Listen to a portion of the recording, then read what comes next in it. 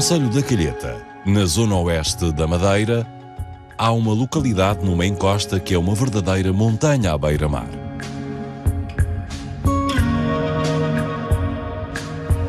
O curato que deu origem à freguesia dos Prazeres foi criado em 1733. A povoação nasceu nos primeiros tempos da ocupação humana da Madeira. O nome, como não podia deixar de ser, tem a ver com a devoção religiosa.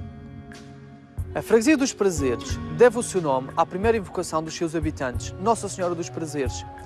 A criação desta freguesia teve alguns avanços e recuos, desmembrando-se do Estreito da Calheta em 1676 e depois do Paulo do Mar em 1733, só readquirindo autonomia plena em 1751, ano em que é construída uma capela para fazer jus ao estatuto de paróquia.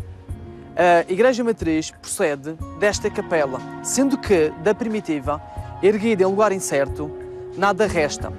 É provável, no entanto, que no interior da Igreja Matriz tenha ficado a pia batismal desta capela seiscentista ou mesmo quinhentista. O culto religioso sofreu mudanças. A invocação de Nossa Senhora dos Prazeres passou, na primeira metade do século XX, para Nossa Senhora das Neves, a altura em que a Igreja dos Prazeres foi totalmente remodelada e ampliada. Há 20 anos na paróquia, o padre Rui Sousa esteve ligado a uma nova remodelação da igreja. A igreja foi completamente restaurada. Nós começamos pela torre. Esta igreja, à semelhança da igreja de Santo António, tem duas torres, mas uma estava inacabada, portanto, desde a origem da igreja. A primeira obra que se fez foi concluir a segunda torre. Depois pusemos um soalho novo na igreja. As paredes da igreja eram pintadas com tinta de cor castanha. Pusemos uns azulejos semelhantes àqueles que eram usados no século XVIII, porque a fábrica ainda produz com a mesma técnica.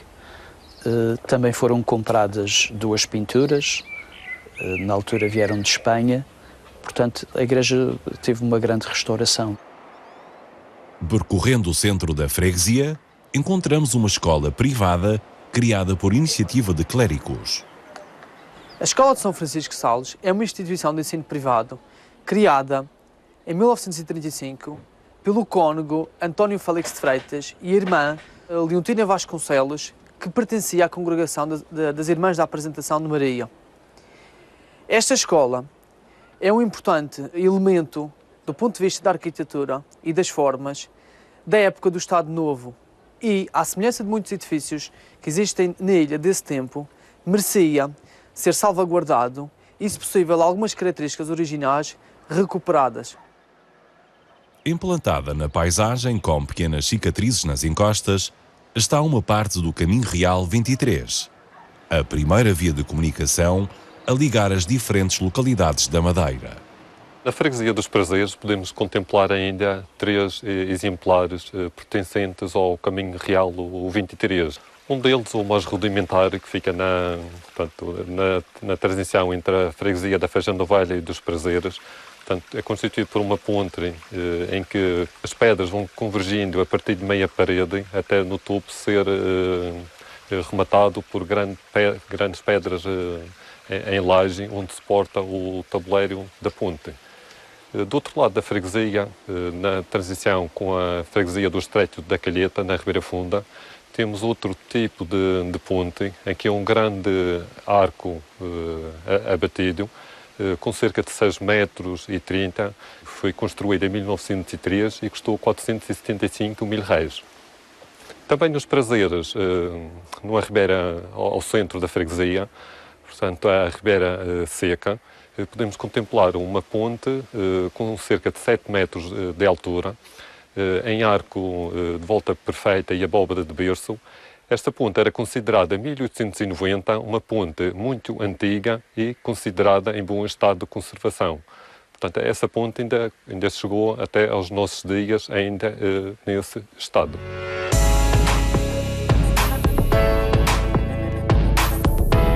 Outros elementos do património civil edificado desta freguesia, e não só, que deveriam merecer uma maior atenção por parte do público em geral e da sociedade, são os poços de rega. Nos prazeres, eles parecem ter surgido, sobretudo no século XIX, depois da construção da Levada Velha do Rabassal entre 1836 e 1860.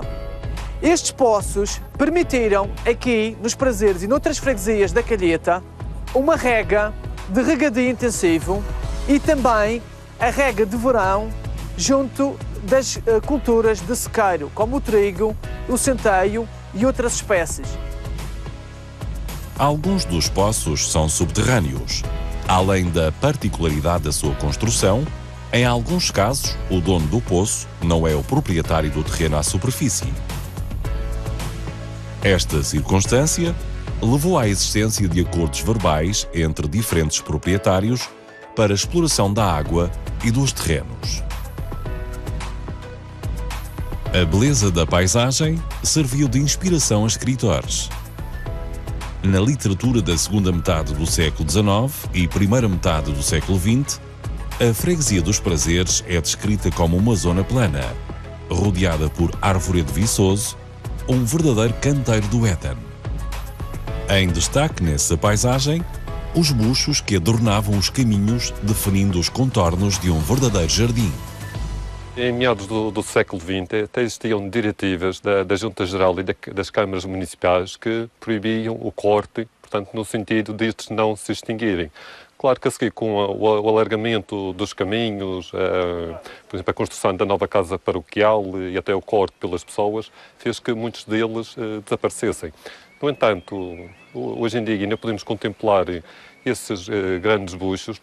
Por exemplo, no centro da freguesia existem vários ao longo dos caminhos e alguns ainda nas traseiras das casas. Isto também tinham a função de proteger as habitações contra os ventos.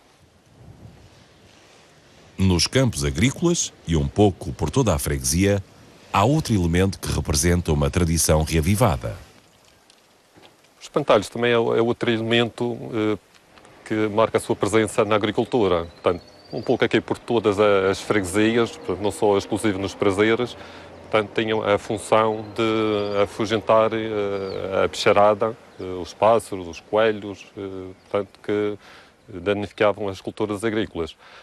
Há cerca de 6 anos para cá, portanto, diversas instituições, por exemplo, a Delegação Escolar da Calheta, o SEDEX, em parceria com a Câmara Municipal e a Quinta Pedagógica, têm reavivado esta tradição, lançando até um concurso de espantalhos, que é aberto a toda a comunidade, e esses espantalhos são espalhados pela freguesia dos Prazeres, portanto, recorrendo a materiais mais tradicionais, que se fazia antigamente, e outros mais elaborados, já com outros materiais mais modernos. Já faz parte da freguesia dos Prazeres, muita gente já vem aos Prazeres para ver os espantalhos.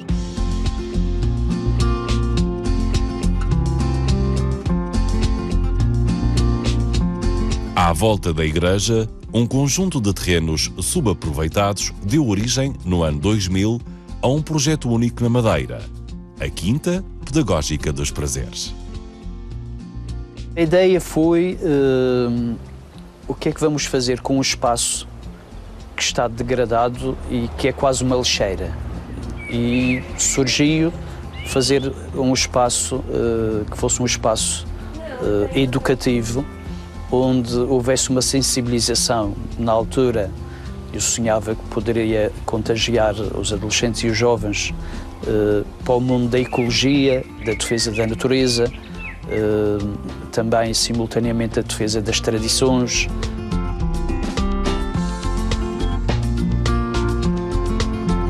O ajudar os mais novos a perceber que viver numa zona rural não é, como ainda persistem algumas cabeças, ser cidadão de segunda, mas é ser cidadão de primeira. Porque nós temos o melhor ambiente, temos os melhores produtos frescos, temos o ar puro, temos a beleza da natureza. Portanto, a ideia original foi fazer um espaço que fosse um espaço de educação ambiental. No fundo, hoje toda a gente fala disso, porque o Papa Francisco também é sensível à ecologia e à natureza, mas na altura era uma ideia que não era assim muito popular e foi preciso alguma persistência e alguma luta. Para além do trabalho pastoral, o desenvolvimento da quinta e o alargamento do conceito tem sido um dos projetos do Padre Rui Sousa. A maioria das plantas que estão na quinta foram plantadas por mim, por isso também tem este aspecto todo desorganizado, mas diria que são jardins um bocado alternativos. E é um espaço pedagógico também por isso. A beleza não está numa organização muito bonitinha, mas para mim está em termos flores o ano todo. Ter algumas ervas daninhas, e é isso que é importante, meterem algumas cabeças, até daqueles que nos visitam, que não compreendem que é melhor ter umas ervas, mesmo na calçada, do que andar a espalhar os químicos. Espalha-se o químico, fica tudo muito bonito, mas conspurcam-se as águas, trazem-se as doenças e, portanto, muitas vezes não se pensa nisso. A quinta tem apostado na qualidade da produção.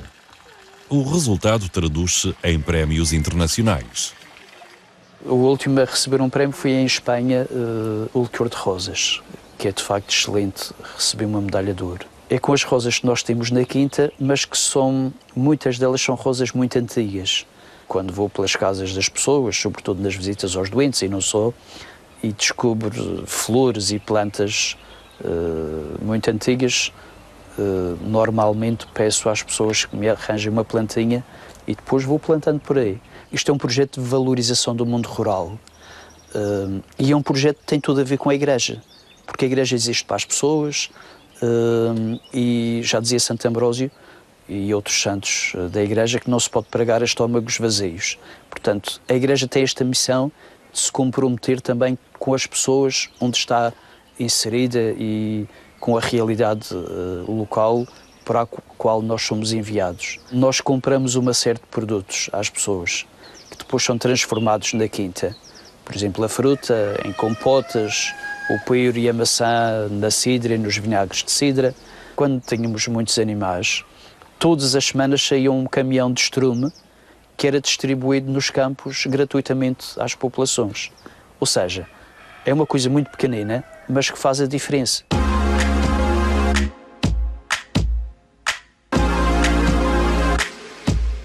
A Quinta Pedagógica dos Prazeres é importante na vida da freguesia, que passou a ser um destino e não apenas um local de passagem. É ponto de paragem para passeios de locais e turistas. Cada vez mais, uma atração, em parte por causa das ervas aromáticas com as quais são feitos deliciosos chás, mas também por causa dos animais exóticos.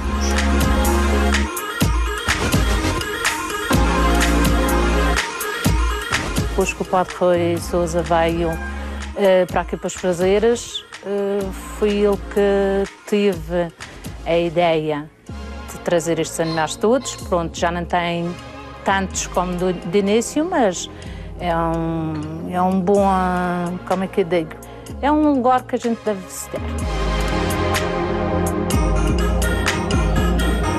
O Padre Rui desenvolveu este projeto aqui da Quinta Pedagógica, que fez o bom dos Prazeres e o Hotel Jardim Atlântico, o próprio Hotel Jardim Atlântico também, que também deu conhecimento aos Prazeres, e hoje é, penso eu, das freguesias mais visitadas na Madeira. São as famílias madeirenses, as escolas. Ao longo do ano nós temos muitas visitas, até porque, para além do espaço que temos com as plantas e os animais, faz parte também deste projeto uma galeria de arte. Nós temos serviço educativo, portanto isso é uma mais-valia para as escolas que nos visitam, e o herbário do Padre Manuel Nóbrega.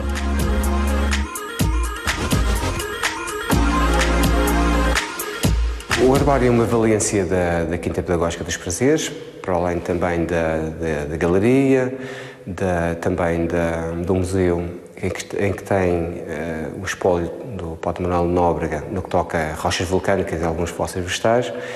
E o objetivo de todo este projeto é fazer com que as pessoas reconheçam o valor da natureza, incluindo as plantas, os animais, e através desse reconhecimento também ter uma atitude mais favorável, mais ecológica, mais amiga do ambiente em relação à natureza. Apadrinhada na fase de lançamento pelo artista madeirense Rigo 23, reconhecido internacionalmente, a Galeria dos Prazeres tem dado um importante contributo na oferta cultural, com exposições de vários artistas nacionais e internacionais. As pessoas da freguesia costumam visitar a galeria normalmente na altura da inauguração. Claro que é na altura que quando se muda e então ouve-se falar mais da exposição em si e costumam visitar nesse primeiro, segundo fim de semana após a inauguração ou mesmo na altura da inauguração.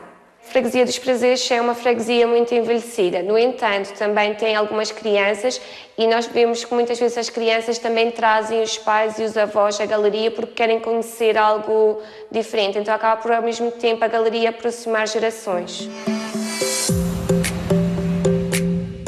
O turismo nos Prazeres começou a dar os primeiros passos com a construção do Hotel Jardim Atlântico na década de 1990. Com o hotel, nasceu também uma vocação ambiental.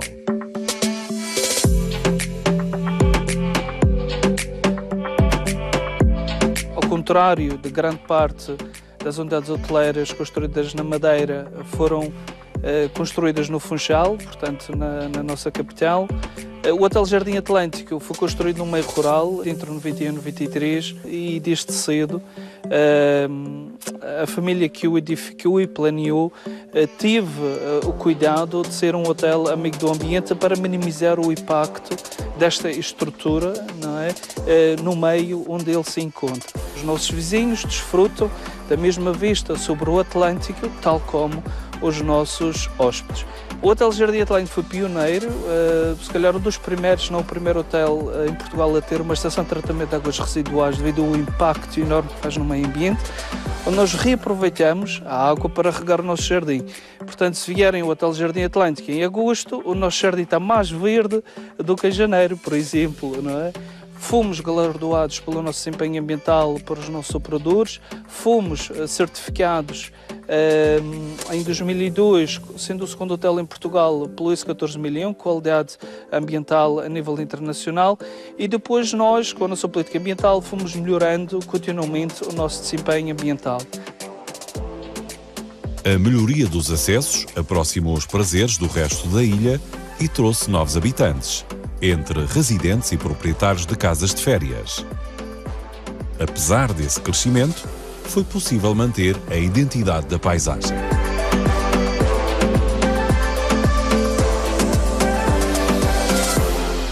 Há algo de futurista nestas construções. São um projeto a que se dedica Germana Francisco, que depois de vários anos como imigrante em Londres e a trabalhar na hotelaria, criou o Soul Glamping. De certa forma, um escape do stress do dia-a-dia é que as pessoas venham cá e que o objetivo é que venham, tragam as suas próprias coisas, sejam, até que nós não vamos muito interagir com os clientes, porque é assim, nós queremos que eles venham para cá, se precisarem de nós, vai estar sempre alguém ao dispor, até que o nosso conceito de pequeno almoço é damos o pequeno almoço ao cliente, está aqui vocês com as coisinhas, com as coisinhas que vocês preparam e vou desaparecer daqui, vocês ficam à vontade, sejam livres, façam o que vos apetecer. A ideia é essa. O conceito de glamping é de um acampamento com todas as comodidades de um hotel. Quero que ele encontre a paz de espírito, é mesmo o nome do projeto, é Soul Glamping, é a alma. Quero que as pessoas quando cheguem cá se sintam bem com elas próprias, que sintam paz, que sintam, relaxem e que estejam como se estivesse assim, num lugar que não tem problemas, sem problemas do dia-a-dia, do stress das pessoas, todo mundo tem stress, de trabalhos e de famílias e tudo, que as pessoas venham cá que esqueçam o resto do mundo.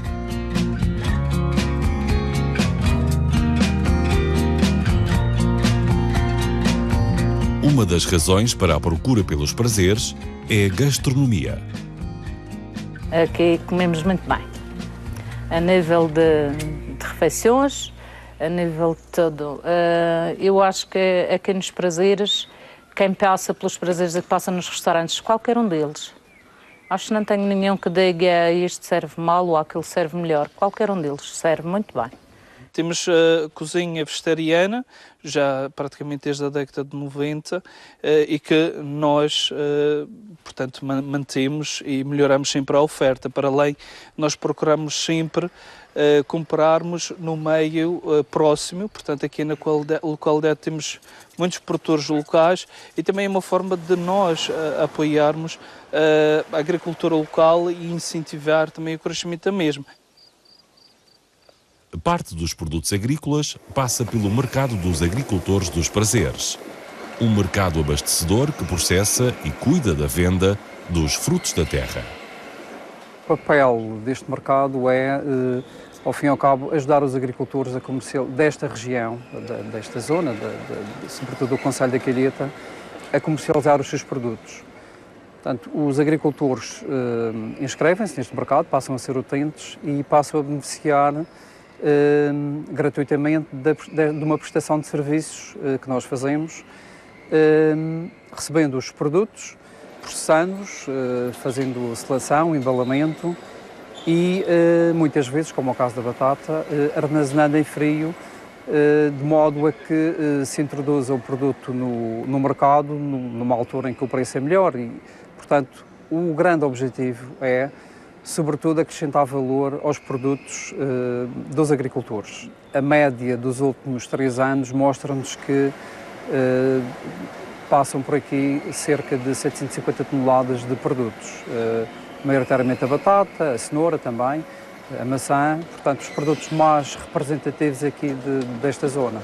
Nos últimos anos temos conservado aqui nas câmaras de frio à volta de 5 toneladas de trigo, também dos produtores, portanto também tem havido um aumento da procura aqui do espaço para conservação. Mesmo a algumas centenas de metros acima do nível do mar, o terreno e o clima permitem o cultivo de frutos tropicais. Era melhor perto do mar, mais baixo. Aqui não é tão saudável como se fosse embaixo.